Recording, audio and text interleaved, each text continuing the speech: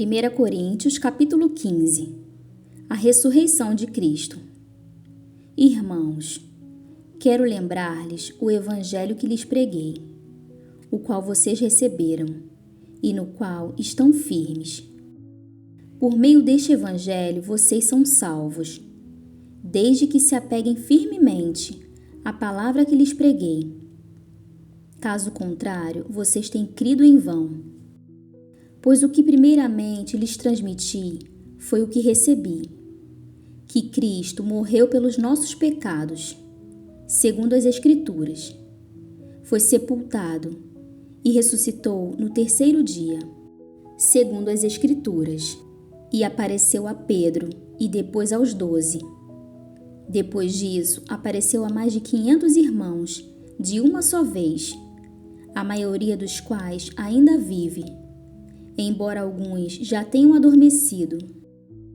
Depois apareceu a Tiago, e então a todos os apóstolos. Depois destes apareceu também a mim, como a um que nasceu fora de tempo, pois sou o menor dos apóstolos, e nem sequer mereço ser chamado apóstolo, porque persegui a igreja de Deus. Mas pela graça de Deus, sou o que sou, e sua graça para comigo não foi inútil. Antes, trabalhei mais do que todos eles. Contudo, não eu, mas a graça de Deus comigo. Portanto, quer tenha sido eu, quer tenham sido eles, é isto que pregamos, e é isto que vocês creram: a ressurreição dentre os mortos. Ora, se está sendo pregado que Cristo ressuscitou dentre os mortos, como alguns de vocês estão dizendo que não existe ressurreição dos mortos? Se não há ressurreição dos mortos, nem Cristo ressuscitou.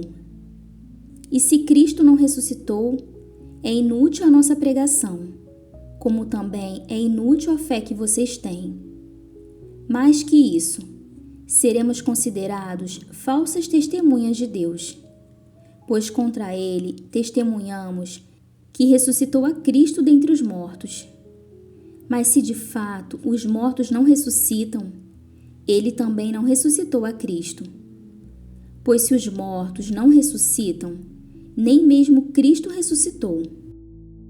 E se Cristo não ressuscitou, inútil é a fé que vocês têm, e ainda estão em seus pecados. Neste caso, também os que dormiram em Cristo estão perdidos. Se é somente para esta vida que temos esperança em Cristo, somos de todos os homens os mais dignos de compaixão. Mas de fato Cristo ressuscitou dentre os mortos, sendo ele as primícias dentre aqueles que dormiram. Visto que a morte veio por meio de um só homem, também a ressurreição dos mortos veio por meio de um só homem. Pois da mesma forma como em Adão todos morrem, em Cristo todos serão vivificados, mas cada um por sua vez. Cristo o primeiro. Depois, quando ele vier, os que lhe pertencem.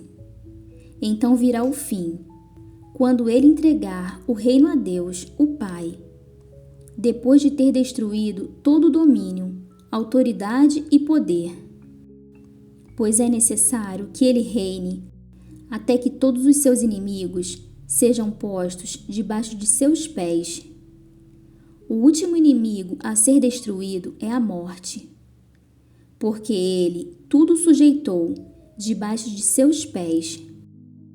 Ora, quando se diz que tudo lhe foi sujeito, fica claro que isso não inclui o próprio Deus, que tudo submeteu a Cristo. Quando, porém, tudo lhe estiver sujeito, então o próprio Filho se sujeitará, àquele que todas as coisas lhe sujeitou, a fim de que Deus seja tudo em todos. Se não há ressurreição, que farão aqueles que se batizam pelos mortos? Se absolutamente os mortos não ressuscitam, por que se batizam por eles? Também nós, por que estamos nos expondo a perigos o tempo todo? Todos os dias enfrento a morte, irmãos. Isso digo pelo orgulho que tenho de vocês em Cristo Jesus, nosso Senhor. Se foi por meras razões humanas que lutei com feras em Éfeso, que ganhei com isso? Se os mortos não ressuscitam, comamos e bebamos, porque amanhã morreremos. Não se deixem enganar. As más companhias corrompem os bons costumes. Como justos, recuperem o bom senso e parem de pecar, pois alguns há que não têm conhecimento de Deus. Digo isso para a vergonha de vocês. O corpo da ressurreição. Mas alguém pode perguntar: como ressuscitam os mortos? Com que espécie de corpo virão? Insensato! O que você semeia não nasce, a não ser que morra. Quando você semeia, não semeia o corpo que virá a ser, mas apenas uma simples semente, como de trigo ou de alguma outra coisa.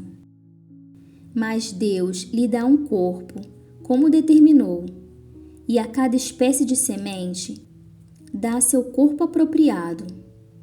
Nem toda carne é a mesma. Os homens têm uma espécie de carne, os animais têm outra, as aves outra, e os peixes outra.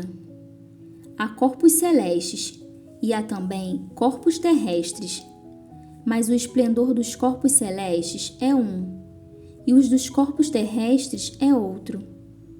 Um é o esplendor do sol, outro o da lua, e o outro das estrelas. E as estrelas diferem em esplendor umas das outras. Assim será com a ressurreição dos mortos. O corpo que é semeado é perecível e ressuscita imperecível. É semeado em desonra e ressuscita em glória. É semeado em fraqueza e ressuscita em poder. É semeado um corpo natural e ressuscita um corpo espiritual. Se há um corpo natural, há também corpo espiritual. Assim está escrito: o primeiro homem, Adão, tornou-se um ser vivente. O último Adão, espírito vivificante. Não foi o espiritual que veio antes, mas o natural. Depois dele, o espiritual. O primeiro homem era do pó da terra, o segundo homem dos céus. Os que são da terra são semelhantes ao homem terreno. Os que são dos céus, ao homem celestial. Assim como tivemos a imagem do homem terreno, teremos também a imagem do homem celestial. Irmãos, eu lhes declaro que a carne e sangue não podem herdar o reino de Deus, nem o que é perecível pode herdar o imperecível.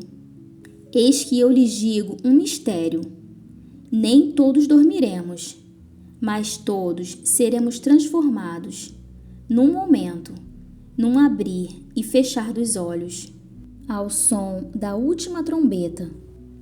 Pois a trombeta soará. Os mortos ressuscitarão, incorruptíveis, e nós seremos transformados. Pois é necessário que aquilo que é corruptível se revista de incorruptibilidade, e aquilo que é mortal se revista de imortalidade. Quando, porém, o que é corruptível se revestir de incorruptibilidade e o que é mortal de imortalidade, então se cumprirá a palavra que está escrita: a morte foi destruída pela vitória. Onde está, ó morte, a sua vitória? Onde está, ó morte, o seu aguilhão? O aguilhão da morte é o pecado, e a força do pecado é a lei.